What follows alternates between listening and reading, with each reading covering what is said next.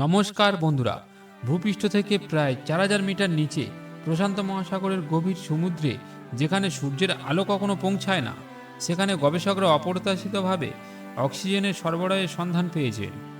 এই ঘটনাকে dark oxygen বলা হচ্ছে। এই প্রথমবারের মতো জীবন্ত জীবের অনুপস্থিতিতে এই ধরনের অক্সিজেন উৎপাদন দেখা গেছে। ঐতিহ্যগতভাবে উদ্ভিদ ও শৈবালের মতো সালোক সংশ্লেষী জীবকে অক্সিজেন উৎপাদনের জন্য দায়ী করা হয়, তবে নেচার জিওসায়েন্স সদ্য প্রকাশিত গবেষণা অনুসারে সম্পূর্ণ অন্ধকারেও অক্সিজেন উৎপাদন হতে পারে। Scottish association for marine science SSMS অধ্যাপক আলড্রু সুইটম্যানের নির্দেশনায় একটি দল এই আবিষ্কারটি করেছে। তাদের গবেষণা অক্সিজেন কিভাবে উৎপাদিত হয় এবং কিভাবে জীবন শুরু হয়েছিল সে সম্পর্কে আমাদের জ্ঞানকে মৌলিকভাবে পরিবর্তন করার সম্ভাবনা রয়েছে।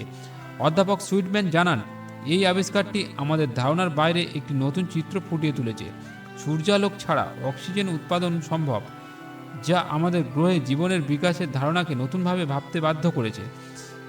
গবেষক দলের মতে এই ডার্ক অক্সিজেন প্রক্রিয়ার গভীর সমুদ্রের কঠিন পরিস্থিতিতে বসবাসকারী জীবদের টিকে থাকার সহায়ক হতে পারে।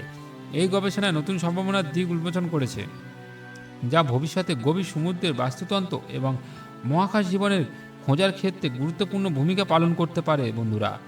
বন্ধুরা, এই ছিল আজকের একটি ছোট্ট তথ্যমূলক ভিডিও।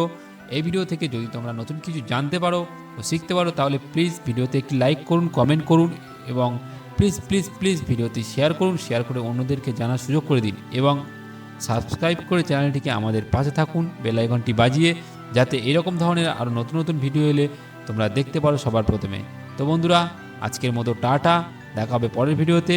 সবাই ভালো থাকবেন ও সুস্থ থাকবেন।